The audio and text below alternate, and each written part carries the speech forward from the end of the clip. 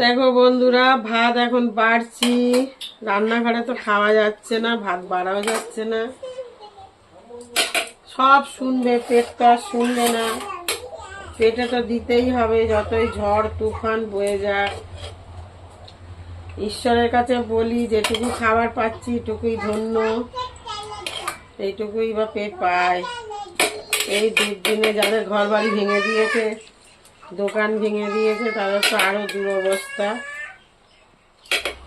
এই দুপুরের খাওয়া খাচ্ছি। কি করছিস হিসু করছিস নাকি? হ্যাঁ, হিসু নিচে করবি।